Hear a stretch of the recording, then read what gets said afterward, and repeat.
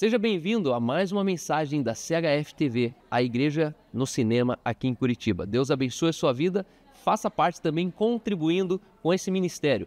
Nós acreditamos que o que nós pregamos muda o mundo, por isso seja bem-vindo e permita o seu mundo ser transformado. Fique agora com essa mensagem. O tema que eu quero falar hoje é tudo que tocar as suas mãos. Eu quero falar de trabalho. Curiosamente, não tentando dizer em que momento a gente está gravando isso aqui, nós estamos na semana em torno do Dia do Trabalhador, do Dia do Trabalho. Mas ninguém sabe em que momento a gente está fazendo isso. Você está assistindo isso ao vivo, 100% ao vivo. Mas eu não fui influenciado por esse feriado que aconteceu em algum momento desse ano. Não tem nada a ver. Mas, de fato, quando eu fui intimado, convidado a pregar nessa noite, eu orei e falei, Deus, o que seria legal a gente conversar? O que você está fazendo na minha vida nesse momento, que talvez já esteja maduro o suficiente para eu trazer para as outras pessoas, ou o que não está nem maduro o suficiente e está na hora de abrir e crescer junto com minha família, né? Junto com a CHF. E isso é algo que Deus tem edificado bastante a minha vida, da Isa também, minha esposa, ultimamente, e eu queria compartilhar com você pensamentos sobre trabalho.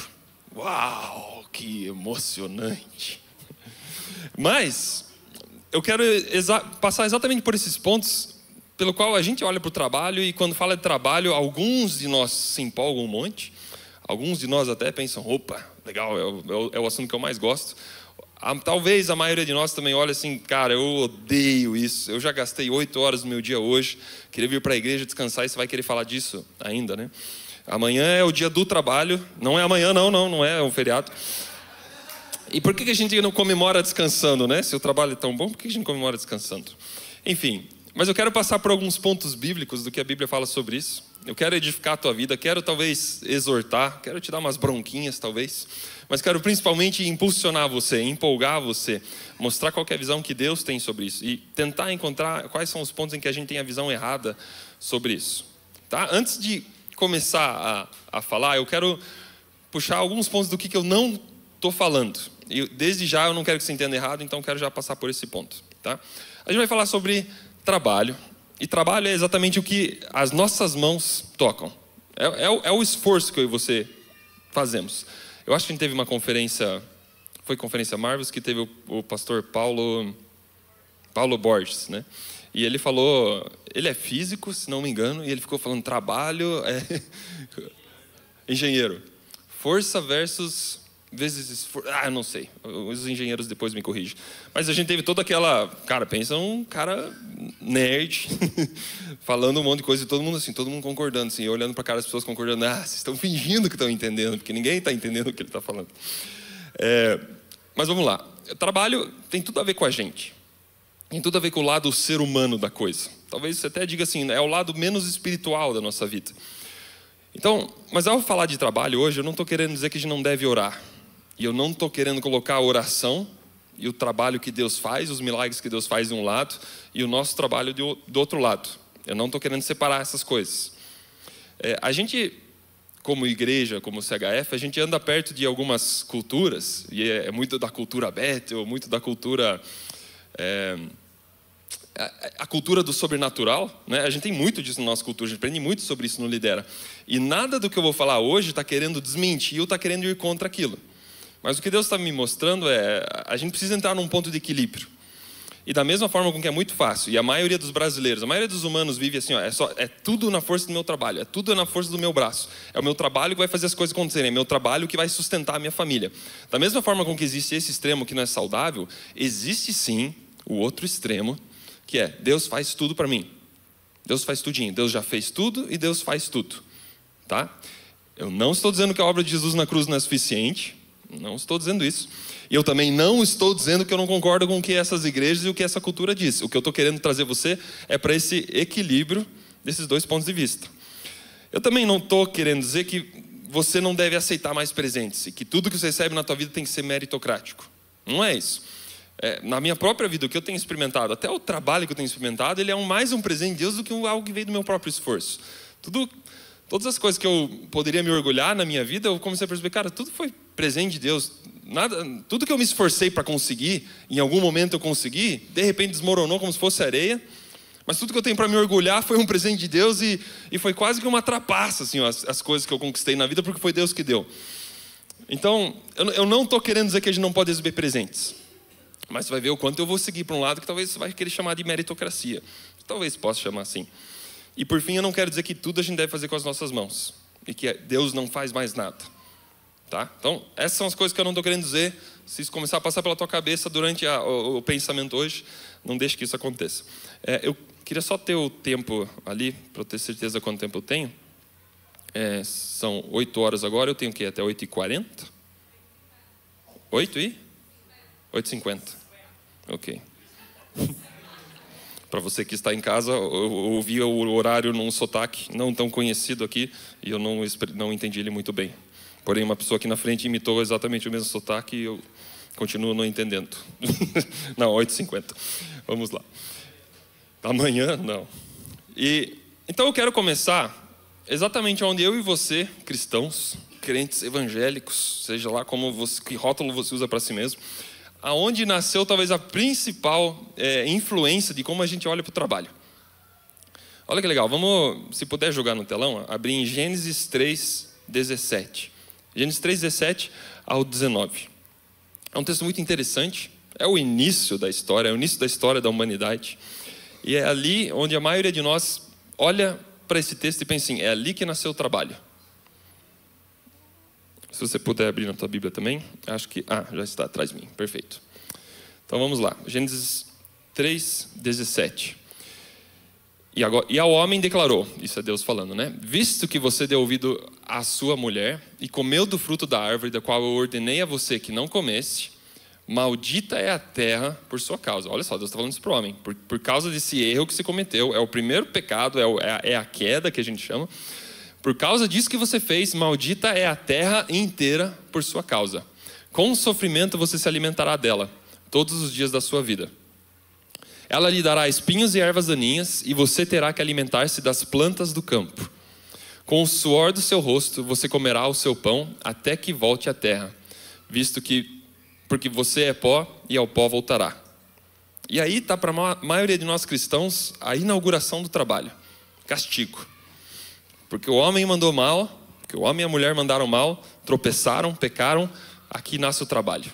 E a partir desse dia, é do suor do meu rosto, é do meu esforço que eu vou me alimentar. Se eu não quiser morrer, eu vou me alimentar. Só que é interessante que essa não é a inauguração do trabalho. O trabalho ele nasce muito antes. E talvez eu estou usando a palavra trabalho, mas tem muito mais do que trabalho ao redor disso. Eu estou querendo falar da missão, estou querendo falar do propósito do homem. Propósito meu e teu como humanos. O que a gente faz, por que a gente faz o que a gente faz. E eu quero voltar com você antes. A gente acabou de ler Gênesis 3:17. O momento, a queda acontece, né? A queda, se você conhece a história, é o momento em que o homem comete o primeiro pecado. E esse pecado ele se torna a herança de toda a humanidade. Mas é nesse momento que Deus fala assim, todo o jardim que eu te dei, e todas as plantas, todas as folhas, todas as frutas que você tinha, a partir de hoje você não vai se alimentar mais disso, vai se alimentar do teu esforço. Mas eu quero voltar um pouquinho antes com você, e quero voltar para a história da criação do homem. Vamos para Gênesis 1, versículo 26. A gente vai ler bastante hoje. Gênesis 1, 26. Então Deus disse, façamos o ser humano a nossa imagem e semelhança. Deixa eu ler a mesma versão que vocês estão lendo. Façamos o homem a nossa imagem conforme a nossa semelhança. É muito difícil, eu não consigo não me perder em cada uma das frases que tem aqui. É muito legal Deus falando no plural, assim, né? Falando nós, façamos, né? Com quem Deus está falando. É muito legal como é a trindade ali no começo. Esse Deus que é um só, mas esse Deus que é três, né? Deus Pai, Filho e Espírito Santo, os três conversando, né? Como que a gente vai fazer o homem? Eu fico pensando... Eles não são pessoas, assim, mas eu fico imaginando esse planejamento todo, esse sonho todo, esse momento em que Deus tinha passado por toda a criação, tinha criado árvores, criou os animais, criou a terra, por fim, e o interessante do texto é que o tempo todo que Deus vai criando, Deus vai falando, Deus termina o dia, e Deus fala, e viu Deus que isso era bom, e viu Deus que isso era bom.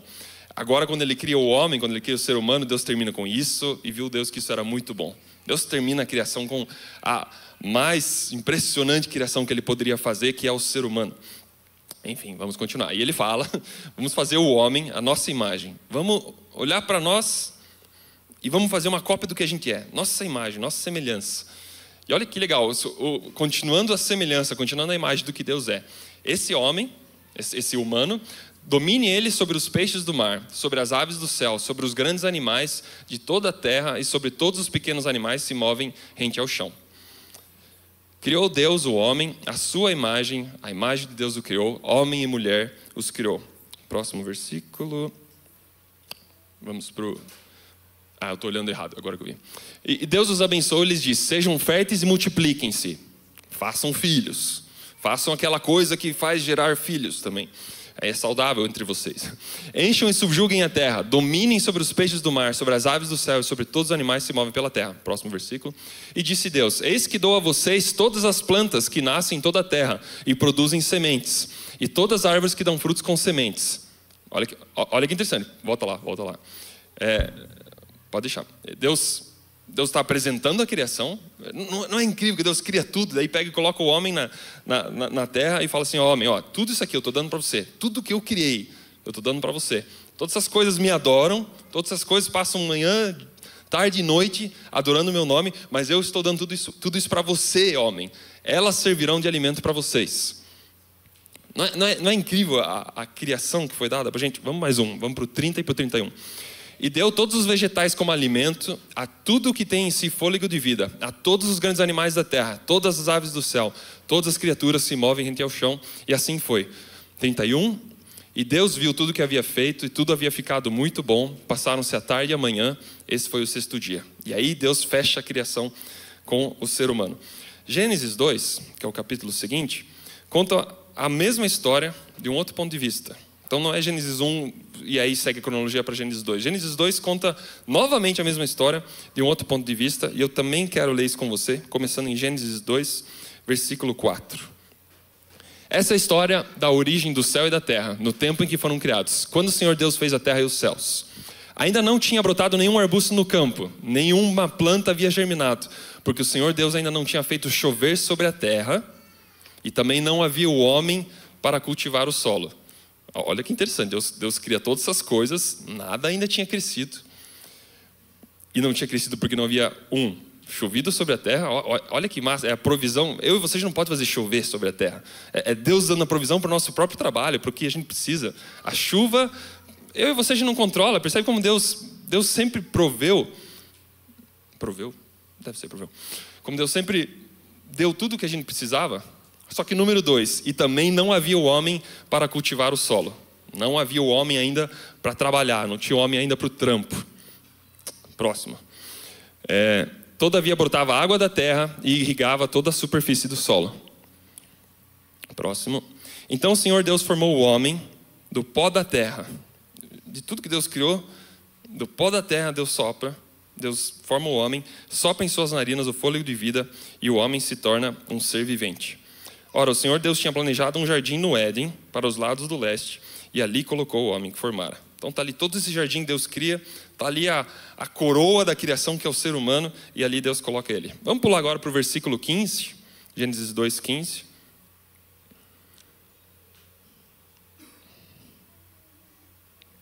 E o Senhor Deus colocou o homem no jardim do Éden para cuidar dele e cultivá-lo.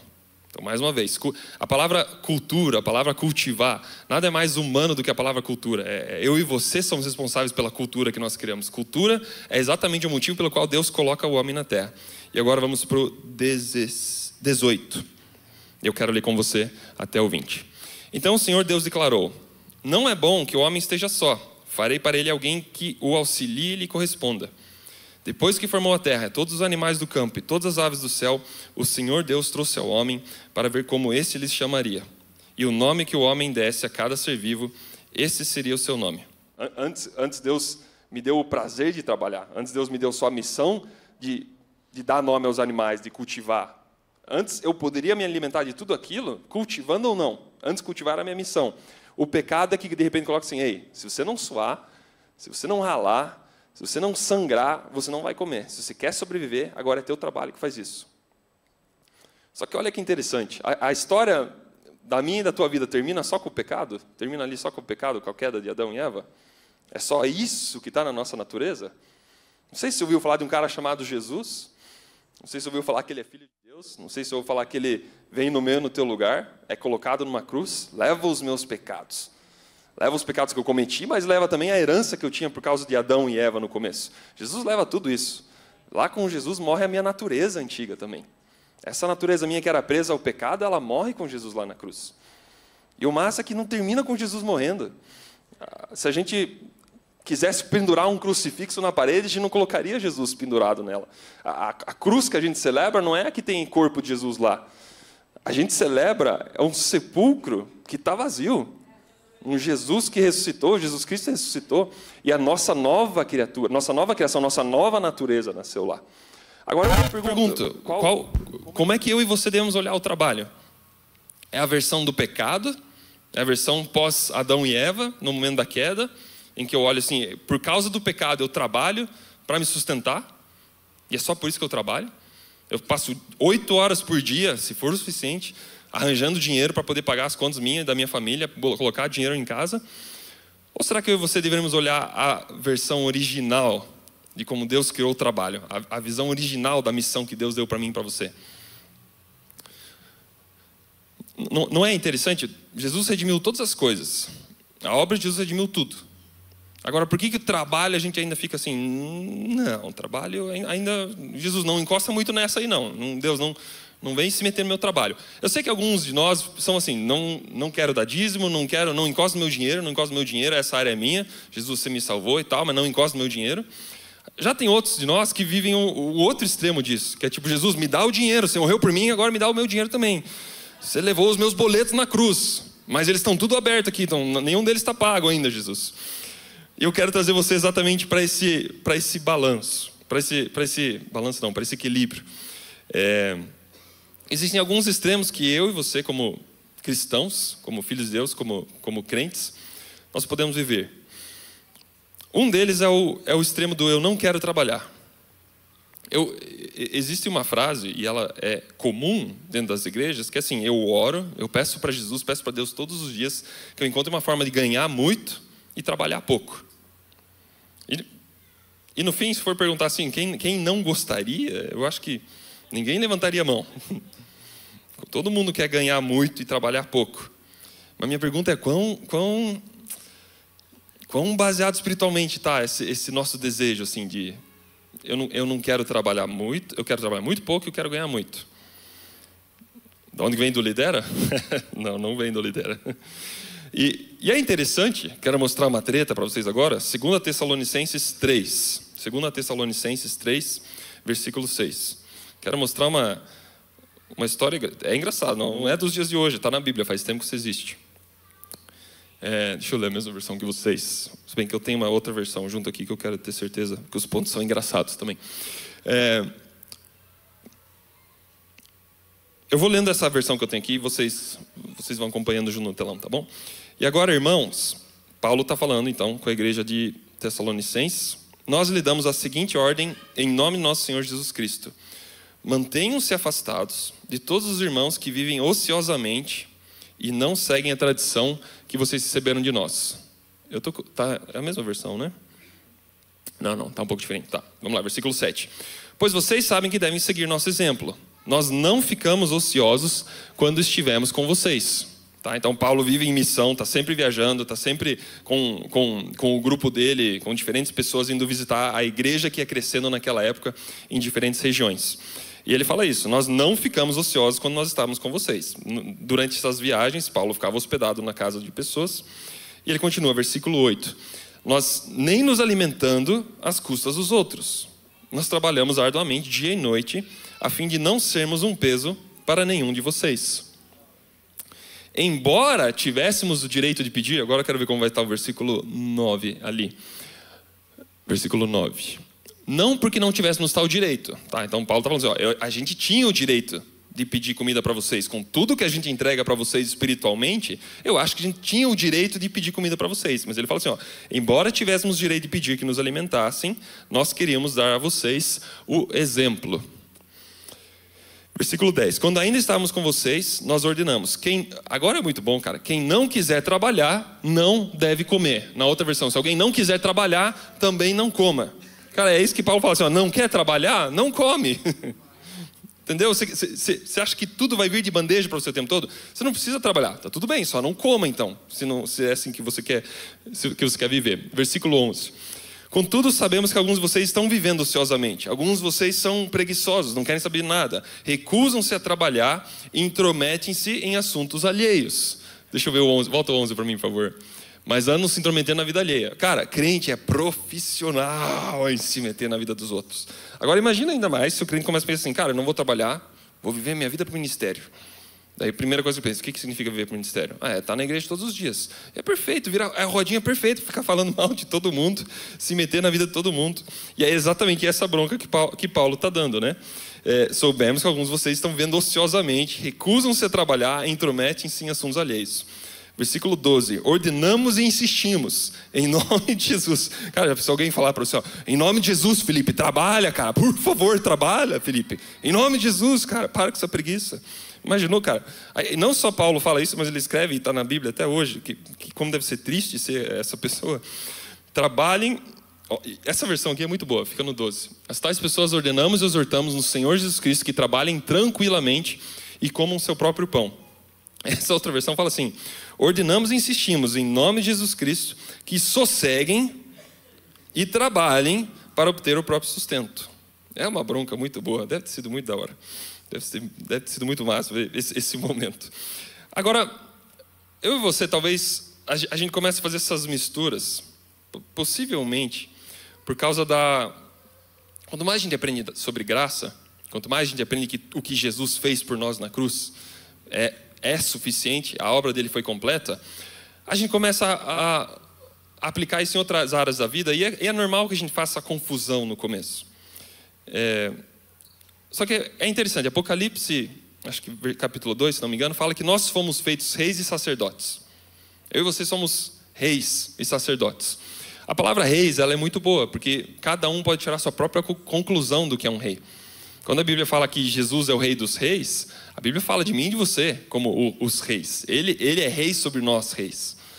Mais do que só os reis dos países, os reis das grandes nações, mas eu e você somos reis. É sobre nós reis que Deus é rei.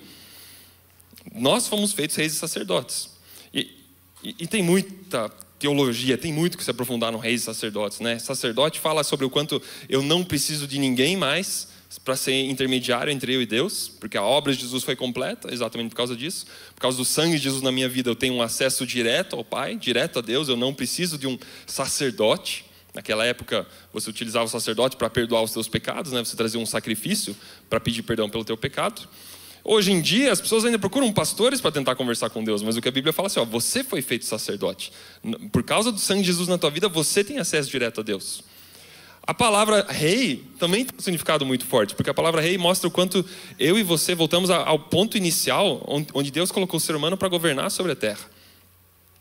Não acho que a gente é igual a qualquer outro animal, a gente só teve a chance de construir carros, casas, aviões e tal. Nós somos imagens e semelhança de Deus. Não é à toa que nenhum outro animal chega nem perto do que o ser humano é, porque nós somos a única criatura que chega perto do que Deus é. E o ponto que eu quero chegar é, a palavra rei coloca a gente de volta no começo, onde Deus cria Adão e Eva e fala, a partir de vocês eu criarei toda a humanidade e vocês vão governar sobre a terra. Só que a palavra rei, como eu e você a gente pode entender o que quiser sobre isso, a gente começa a pensar que como rei significa que eu posso ser servido o tempo todo. E que o papel de um rei, na verdade, é ser servido o tempo todo.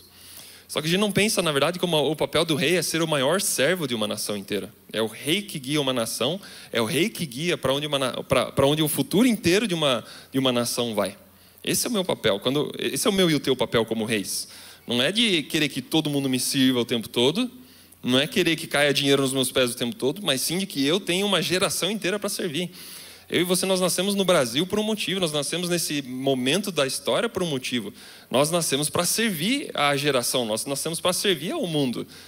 A gente serve a Deus, obviamente, mas nós servimos ao mundo. É exatamente por servir os outros com salvação e servir os outros com o que Deus colocou na nossa vida, é assim que a gente faz o reino crescer. Agora, é engraçado porque a gente quer olhar para o trabalho e dar outra forma. Pensa, cara, eu sou rei, eu não preciso mais trabalhar. É pelo contrário, cara, porque você é rei, é que se você não trabalhar, uma nação, uma geração inteira está em problemas por causa de você. E eu e minha esposa, a gente tem passado por um momento engraçado ultimamente. Acho que completamos 10 anos de casado esse ano, em novembro a gente completa. E até agora, eu acho que a gente nunca teve, sei lá, 2 meses talvez que a gente ganhou mais dinheiro do que gastou, assim. Tipo, era sempre, nunca seguido, assim, sabe? Era sempre, do nada a gente resolvia as contas todas, assim, mas daí começava a vir conta, e não entrava mais tanto dinheiro. E, cara, foram 10 anos, assim, tipo, Deus, será que em algum momento a gente volta para aquele momento em que sobra 1 centavo a mais do que a gente gastou, assim, tipo, sei lá, por 4 meses seguidos só que seja.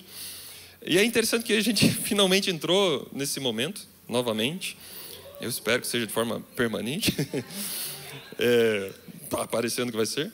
Mas, e a gente viveu uma coisa interessante, assim, os que estão mais próximos sabem que eu fiz uma transição de carreira para a parte de programação, vinha da parte de produção de vídeo, e recentemente, finalmente chegou num ponto em que eu poderia dizer assim, ó, não faço mais vídeos, não produzo mais vídeos, eu vou só trabalhar com programação. Já é o suficiente, posso viver só disso, posso trabalhar inclusive 7 horas por dia ali, descansar e não me estressar as outras horas do dia, as outras 17 horas do dia. E aí começou a aparecer alguns clientes de vídeo que não apareciam antes, ou que com mais fome de projeto do que antes. E eu falei para a Isa, falei para minha esposa, acho que a gente devia negar, não faz sentido, a gente não está precisando agora, vamos acalmar. E aí eu senti quase que Deus dando uma risadinha no céu, assim, sarcástica, tipo, legal, né, filho, agora que resolvi para você, agora você não se preocupa com mais ninguém, né, quer só ficar de boa, quer só curtir teu trabalho, né. Você que fica falando para todo mundo empreender, para ser solução na cidade, para fazer diferença na comunidade, agora só quer trabalhar, fazer teu trabalhinho, tirar teu salário e ficar de boa, né? E junto veio um peso assim no meu coração de, caramba, eu realmente estou decidindo o oposto do que eu prego. É o oposto do que eu prego. Tá, são clientes surgindo, eu precisaria contratar algumas pessoas para trabalhar junto, eu poderia gerar dinheiro, renda na comunidade, renda para as pessoas ao meu redor, renda para a cidade, mas eu fico, não, estou feliz com o meu salarinho lá, já é suficiente, já sobra. E aí, eu conversei com algumas pessoas, me aconselhei, e eu só levei um tapa na cara atrás de outro, assim, falando, cara, para com isso, para de olhar só para você, começa a olhar para as pessoas ao redor, você precisa gerar renda ao teu redor, precisa gerar finanças ao teu redor. É parte do teu papel como rei, é parte do teu papel como representando o que Deus está fazendo na tua cidade.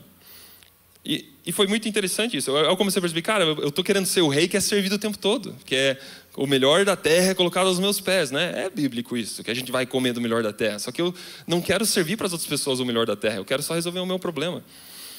Percebe? Como também, e aqui eu estou falando, né, desses 2 extremos que eu e você como crentes nós podemos viver, né? É o lado do eu não quero trabalhar, só que quando a gente vive nesse lado, falando, Jesus fez tudo para mim, Jesus inclusive pagou meus boletos na cruz, percebe que eu uso Jesus como uma ferramenta para mim? E eu preguei isso alguns dias atrás, o nome da pregação é Hora de se Frustrar com Jesus, é exatamente quando a gente coloca Jesus dentro de uma caixinha de ferramentas em que, cara, quanto mais a gente vai achando solução para a gente na vida, né? O dia que eu tiver problemas emocionais, eu tenho um psicólogo. O dia que eu tiver problemas no casamento, eu posso chamar meu pastor. O dia que eu tiver problema tiver um acidente, eu já tenho um seguro de vida para isso. A gente vai achando soluções para tudo, né? Mas a gente deixa aquela ferramenta lá que chama Jesus, que é tipo, cara, o dia que eu não souber como resolver, o dia que vier um câncer que o médico não souber resolver, eu uso essa ferramenta aqui para me ajudar. E Jesus talvez é uma ferramenta na tua vida para áreas específicas. Talvez você olhe para Jesus como, cara, é quem resolve para mim. E às vezes você está tão, desculpa a palavra, mas ferrado na vida, que Jesus é ferramenta para você para tudo.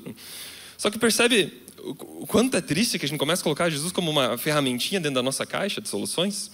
E é diferente do ponto de vista de olhar para Jesus e falar assim, Jesus, eu sou tua ferramenta. O que você quiser fazer nessa geração, o que você quiser fazer no mundo agora, Jesus, eu quero estar nas tuas mãos, você pode me usar. Eu abro mão do que precisar, pode tirar o que precisar da minha vida, mas eu quero fazer o teu reino acontecer. E é assim que a gente deve olhar. Não como se Deus fosse solução para a gente, Jesus fosse solução para a gente, mas como se eu fosse solução para Jesus. E existe então esse extremo que eu estou falando, que é Jesus faz tudo por mim. Existe outro extremo, que é também assim, ó, eu só quero trabalhar. Jesus não faz, ele faz os milagres para quem tem fome, ele faz os milagres para os pobres, ele faz o milagre para quem está doente. Eu quero resolver minha vida, eu vou trabalhar, eu vou abrir minha empresa e tal. Jesus não vai fazer, as pessoas estão passando fome na minha cidade, então eu também quero trabalhar e eu quero fazer tudo através das minhas mãos. E o engraçado é que esse tipo de crente, ele até consegue ver missão no trabalho dele. Ele fala assim, cara, eu faço isso pela minha família. Eu faço tudo pela minha família. Eu estou dando a faculdade dos meus filhos, eu estou dando um futuro para eles, eu estou indo viajar com eles, estou fazendo dinheiro para poder criar memórias com os meus filhos. E tem todo esse discurso, né? Mas percebe também como, no fim, beleza, o teu dinheiro vai colocar teu filho na melhor escola, vai talvez colocar ele para ter atividades todos os dias de manhã, todos os dias à noite e tal, mas o que eles precisavam mesmo era de um pai, era aprender sobre o teu caráter. Então os dois extremos são bem perigosos. Os dois extremos são bem perigosos. Mais uma vez, a obra de Jesus na cruz é completa, mas eu quero lembrar você que ela é completa para te trazer ao ponto inicial, ao ponto original do que o ser humano é. E não para pegar e colocar você lá e tá no fim até Jesus te servindo como um dos teus servos lá, trazendo caviar para você na cama, no café da manhã para você comer. Como é que o crente deve realmente ver o trabalho? E aqui eu quero passar com você por 6 pontos. O primeiro deles o trabalho é uma forma de exercer influência para Deus na terra. Olha que legal, Provérbios 12, 24 fala assim, se não tiver na tua lista, Kézia, não precisa mostrar. Mas o Provérbios 12 fala assim, as mãos diligentes governarão, mas os preguiçosos acabarão escravos. Bem sim. E Provérbios, cara, é cheio dessas, assim. Acho que se procurar a palavra preguiçoso, preguiça, tem muitos textos bons em Provérbios, né? Vai ter com a formiga, ó preguiçoso, né? Tipo, cara, aprenda com a formiguinha, com tudo que ela faz, né? Mas esse texto é muito bom. As mãos diligentes governarão, os preguiçosos acabarão escravos. E é bem simples, cara, quanto mais você quiser fugir do trabalho, quanto mais você tiver, não fugir do trabalho, mas a preguiça de trabalhar, mais você vai se tornar escravo. E eu não estou falando de escravo daquele cara que passa o dia ralando e levando chicotada. Eu estou falando dependente de algumas coisas, sabe? Dependente de que alguém faça tudo por você, dependente de sempre ter que escolher onde você vai morar, sempre ter que escolher como você se locomove, sempre ter que escolher quando que você pode estar na igreja, porque você teve preguiça, porque você não quis se desenvolver, porque você não quis ir mais longe. As mãos diligentes governarão, mas os preguiçosos acabarão escravizados. E olha que legal, a Bíblia é cheia dessas histórias. Eu vou falar de José e Daniel como 2 exemplos. Talvez você já ouviu falar sobre José. Esse cara teve um destaque gigantesco no Egito, por causa da sabedoria que tinha e porque a mão de Deus estava com ele. É incrível como os lugares onde José estava, Deus abençoava simplesmente porque ele estava lá. Simplesmente a presença dele, Deus abençoava. Agora, já pensou como talvez a prefeitura da cidade deveria estar sendo abençoada porque eu e você estamos lá? Porque eu e você a gente trabalha lá? Ou a empresa, tem empresas, tem escolas que deveriam estar sendo abençoadas porque por eu e você estarmos lá? Mas quantos lugares não estão sendo abençoados porque eu e você simplesmente estamos, não, suficiente, estou ganhando o suficiente aqui. Tem essa herança, não preciso trabalhar muito mais para resolver. Quando a gente olha para o trabalho só como se fosse uma fonte de dinheiro, é isso que acontece com a gente começa a se tornar mais dependente de pequenas coisas, ao invés de pessoas poderem depender da gente. Daniel é muito parecido também, a integridade, a inteligência, a habilidade desse cara fez com que ele servisse de vários reis da Babilônia. Não foi só um, foram vários. E é interessante, um texto fala até assim, Daniel se destacou entre os supervisores por causa da sua habilidade. Por isso o rei planejava promovê-lo a supervisor de todo o reino. Eu penso, cara, não é que Daniel teve sorte. E você pode até querer julgar, a que certo ponto Daniel foi abençoado. Até que certo ponto tem só Deus deu o dom para ele, mas enquanto tem esforço ali também. E eu não acho que Deus só abençoou Daniel e Daniel passava o dia inteiro descansando e curtindo a sabedoria dele. Eu acho que Daniel colocava em prática a sabedoria dele o tempo todo, abençoava pessoas, a ponto de reis quererem colocar ele como supervisor de um reino. O trabalho é uma forma de exercer influência para Deus na terra, porque é através do trabalho, através da nossa atividade profissional, a gente é colocado ao lado de pessoas que governam, ao lado de pessoas que tomam decisões, e é assim que a gente pode mudar um estado inteiro, assim que a gente pode mudar uma cidade, assim que a gente pode mudar famílias. Número 2, o trabalho é uma ferramenta a serviço do reino. Essa é muito legal também. A Bíblia conta no Novo Testamento muito rapidamente sobre uma mulher chamada Lídia. É no Novo Testamento. E é interessante, são pouquíssimos os detalhes que você tem sobre ela. Bem poucos os detalhes. Mas sabe-se que ela é comerciante de púrpura, que é um artigo de luxo da época, um tecido de luxo. Mas por causa do dinheiro, por causa da fama que ela tinha na cidade, ela conseguiu acolher Paulo e os companheiros na casa dela. E por isso a igreja na cidade de Filipos cresceu tanto. Por causa de uma empresária, por causa de uma comerciante naquela cidade. É muito interessante ver essas pessoas que olham para o seu trabalho, olham para a sua empresa, olham para o seu empreendimento, mais do que só algo que abençoa elas mesmas, mas percebe que isso pode abençoar o reino também. Você tem a história de Teófilo. Teófilo é legal, o livro de Lucas e o livro de Atos. Os dois foram escritos para essa pessoa que não se sabe quem é, mas o nome dele é Teófilo. E é só por causa dessa pessoa, só por causa desse destinatário desses livros, é que a gente tem acesso ao livro de Lucas e ao livro de Atos hoje. O Lucas escreve assim, né? Ele escreve excelentíssimo Teófilo. Isso mostra a figura de importância que esse cara tinha. Tem um monte de teorias de quem esse cara era.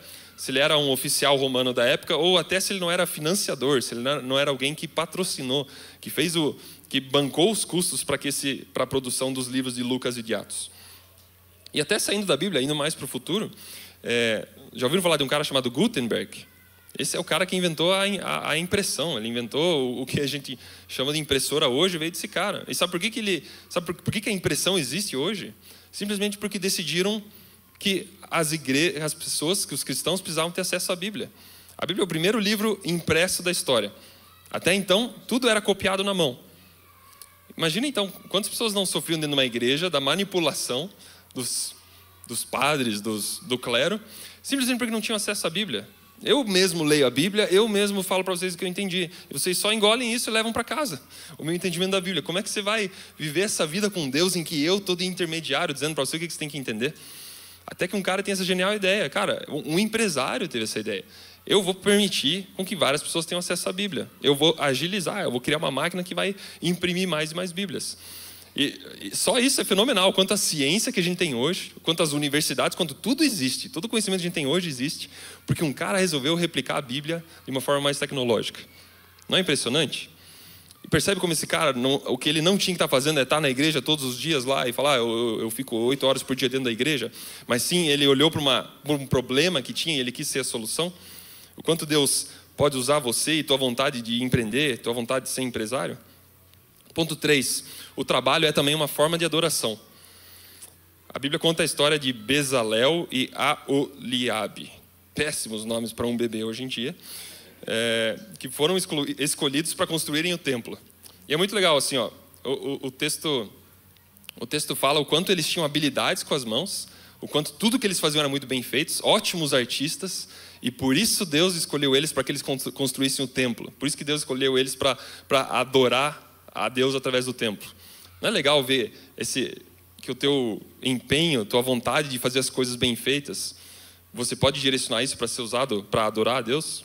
E não é legal chegar no cinema, ver a banda ensaiadinha, caprichada, ver quantas pessoas se prepararam, ver a iluminação. Não é legal o quanto a gente percebe aqui dentro da igreja, no cinema, na CHF, o quanto o esforço, o quanto o talento, o quanto a excelência de algumas pessoas adoram o nome de Deus.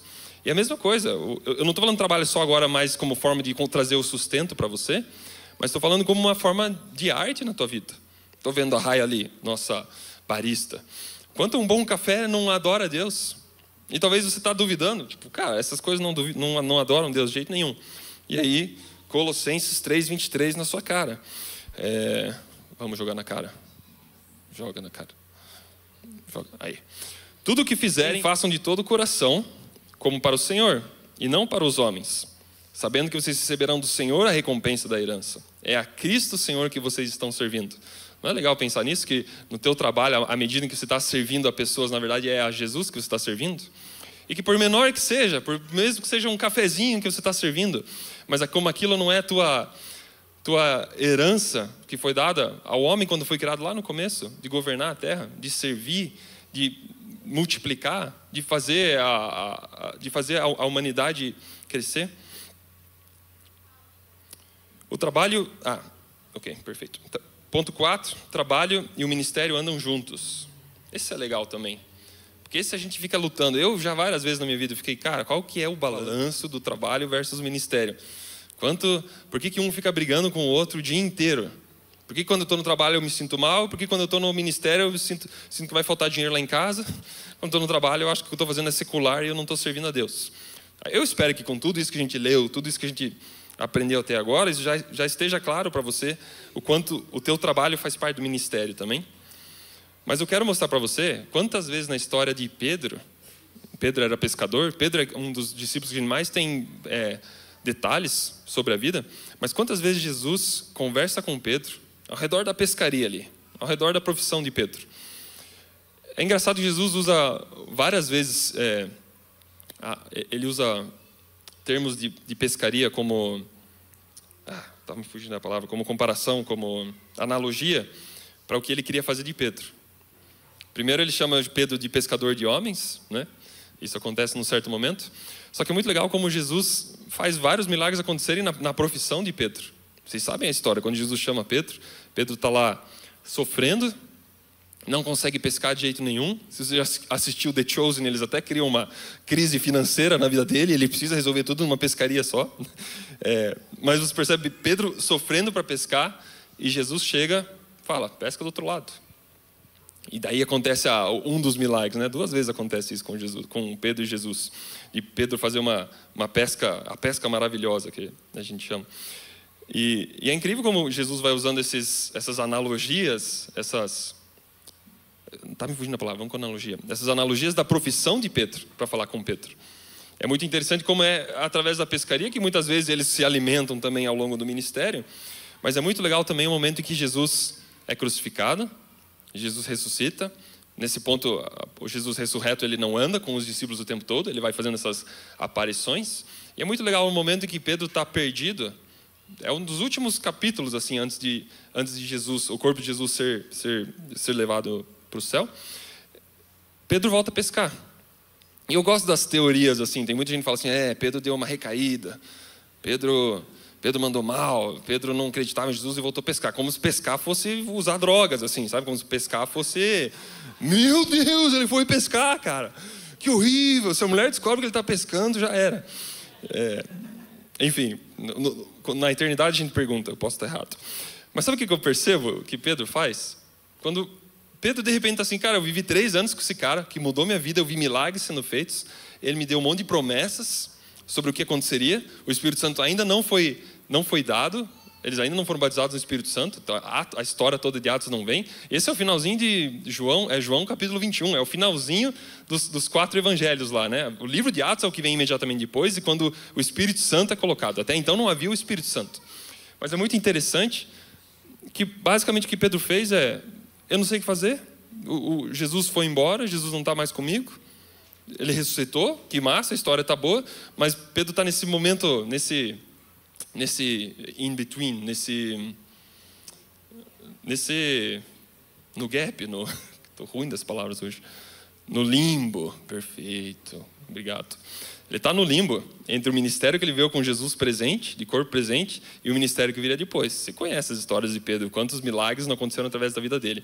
Mas ali está Pedro, perdido, sem saber para onde ir. E é interessante que o que ele faz eu vou pescar. E eu acho que algumas coisas passam por Pedro nesse momento. Primeiro é o que ele está acostumado a fazer. Isso é interessante. Cara, quando Jesus não está te dando uma direção do que fazer em seguida, não sai inventando moda. Continua fazendo o que você sabe fazer. Continua fazendo. Se Deus não deu uma nova direção para onde se mudar, ou sei lá o quê, continua fazendo o que você está fazendo. Mantenha a constância nas coisas. Só que o outro ponto interessante eu acho que Pedro voltou exatamente para onde ele viu Jesus pela primeira vez. Foi exatamente naquele lugar. E se eu não me engano, geograficamente é o mesmo mar. É para lá que Pedro volta a pescar. Eu acho que essa versão, eu gosto da versão mais romântica, assim, de Pedro pensando, cara, eu não sei para onde ir. Eu vou para o mesmo lugar onde ele me encontrou a última vez que eu não sabia para onde ir. E é a mesma história que acontece, né? Jesus encontra eles lá, eles não estão conseguindo pescar, Jesus dá uma ordem para Pedro, mais uma vez o milagre acontece pela profissão de Pedro. E ali eles têm uma conversa que muda, que dá a nova etapa do ministério de Pedro. É ali naquele momento em que Jesus pega e dá o chamado para a vida de Pedro. E eu acho isso muito interessante. Ao invés de a gente ficar tentando lutar o ministério versus o trabalho, por que a gente não entende, Deus? Eu estou trabalhando e você sabe que eu largo isso aqui a qualquer momento, Deus. E você sabe que eu trabalho e estou fazendo isso por causa de você. Se eu for fazer faculdade, eu vou fazer porque eu quero servir o teu reino. Não é pensando no dinheiro para mim. É porque eu quero servir a você. E é assim que a gente tem que olhar para o nosso trabalho. Deus, eu quero servir a você com o meu trabalho. Eu quero servir a você com o meu trabalho. Não, tanto faz se vem dinheiro ou não, porque eu sei que você cuida de mim. E esse é o ponto principal. Ele cuida de você. A gente não vive mais o trabalho da queda, o trabalho o castigo, que é o trabalho de eu preciso trabalhar para me sustentar. Não, a gente confia que Deus fez todas as coisas. Só que eu deixo que o trabalho seja a forma com que Deus vai me abençoar. E trabalho com alegria, trabalho sossegado, que nem diz Paulo ali. Ponto 5, o trabalho é uma forma de sustentar o teu e outros ministérios. O próprio Paulo vivia, tinha um negócio, não sei se ele tinha um MEI, provavelmente era um MEI, ou sei lá, já estava no Simples, do tanto que ele vendeu. Mas ele se sustentava fabricando tendas. E você vê essas pequenas histórias. Eu queria muito saber mais sobre como ele lidava com isso ao mesmo tempo. Se era ao mesmo tempo mesmo, se ele juntou dinheiro uma época, eu não sei. Mas o fato é, cara, se você falar assim, ó, eu só quero viver do ministério, vai fazer o quê? Você quer que as pessoas deem dízimo para que você possa sustentar a tua vida? Por que você não pega e permite que eu trabalhe através da tua vida, com todas as pessoas que você vai influenciar através dele, com toda a inteligência, com toda a sabedoria, com todo o network de pessoas. E network não é só para você se dar bem, não é só para você fazer mais negócio. Network é evangelístico.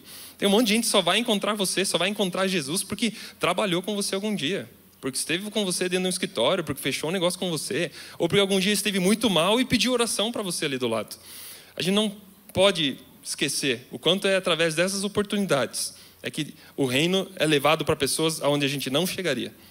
Você pode decidir hoje sair na rua e evangelizar para todo mundo, mas você não vai conseguir entrar nos escritórios, você não vai conseguir entrar nas empresas, você não vai conseguir entrar nas faculdades e evangelizar todo mundo. A solução é você estando lá. A solução é você estando nesses lugares. Aquele versículo, né? Ide por todo mundo e pregar o evangelho. Exatamente, enquanto eu vou, indo por todo mundo eu prego o evangelho. Se eu sou colocado numa faculdade, se eu sou colocado numa empresa, ali eu prego o evangelho. Percebe? Então, o ponto que eu quero chegar e esse é o ponto 6, o trabalho deve ser prazeroso. Se você puder fazer essa oração, se você está insatisfeito com a tua atividade profissional, eu acho que é bem isso que você tem que pedir para Deus. Deus, eu perdi o prazer no meu trabalho. Para mim, eu ainda estou vivendo o trabalho da queda, o trabalho castigo. Eu sinto que eu estou sendo castigado, que eu só trabalho isso por causa do sustento que eu preciso trazer.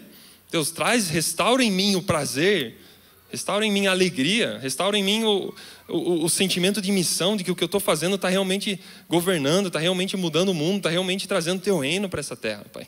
Essa é a oração que eu acho que você devia fazer. E aí, percebe que essa oração não é Deus, resolve minhas finanças? Deus paga meus boletos? É mais Deus, posso ser usado por você? Posso ser usado como tua ferramenta? Posso ser usado como embaixador teu no reino? E você já viu o embaixador passando fome? Já viu alguém em missão oficial por um país passando fome? Não passa. Não importa o país em que ele está, o país dele é responsável por pagar hotel, é responsável por pagar comida, é responsável por pagar tudo. É assim que a gente tem que pensar. Eu não trabalho para me sustentar, porque Deus cuida de mim. Mesmo assim eu ainda trabalho, porque é assim que eu posso ser útil para Deus. Legal, né? Olha só, a gente faz essa declaração, né? A gente tem os momentos de declaração e a gente não tem até estou com ela aqui. Ao orarmos por novos ciclos de avivamento, oramos por novos ciclos econômicos a serem criados em Curitiba. Então, Senhor, pedimos-lhe, por favor, CEOs e startups para a nossa cidade. E essa declaração, ela é inteira, aquela sequência de o que nós queremos para a cidade. E aí, a gente só ora por isso? A gente ora e Deus cria. Deus põe o ímpio, Deus põe o pecador, Deus põe o cara que não crê nele para ser o CEO, para abrir a startup. Não é a gente só fica aqui orando. Será que não está na hora de começar a ser a solução, a ser a resposta das nossas orações? Será que não tem gente orando por coisas que exatamente a gente tem que resolver? Percebe como tem gente com dor ao teu redor? E eu estou falando de dores simples, dores do dia a dia, dores do dia a dia de necessidade de ter uma casa que não tenha que ser sempre um estresse para resolver, a água, para sempre pagar, sempre estar com conta atrasada, ou aquele prédio que está sempre tudo dando errado, está todo mundo brigando. Percebe como tem soluções que Deus coloca para você? Eu e minha esposa, a gente tem reparado o quanto é difícil para uma mulher que quer ser mãe com várias horas por dia. Não pegar e largar as crianças na creche por 12 horas e deixar as crianças sendo criadas na creche. É ou esse extremo, ou é outro extremo de tipo, não, tem que ser mãe o dia inteiro e não dá para fazer mais nada. E é algo que tem incomodado eu e a Isa, assim. Por que não existe a chance de carreira para uma mulher que pode trabalhar 4 horas por dia?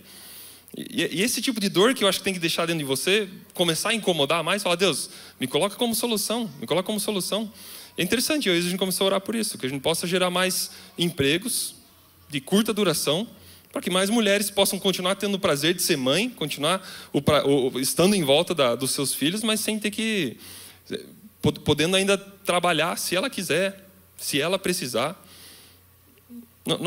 Esse tipo de dor que eu acho que tem que deixar entrar dentro de você e falar, Deus, eu quero ser solução. E aí você vai perceber, dinheiro passando pela tua vida, porque tem que passar pela tua vida. Para ter tanta solução, tem que fluir dinheiro pela tua vida. E é assim que os boletos vão ser pagos. Não é você pedindo, Deus, põe meus boletos na cruz junto com você. É, Deus, me põe como solução, Deus. Me põe como solução. E aí Deus vai falar, aqueles boletos estão atrapalhando mesmo. Vamos arranjar mais dinheiro para o bichinho ali, ó. Amém? É isso aí, pessoal. Vamos trabalhar com prazer, com alegria. Mas vamos entender que a gente faz isso para o nosso rei, que a gente faz isso para um reino. Amém? Obrigado.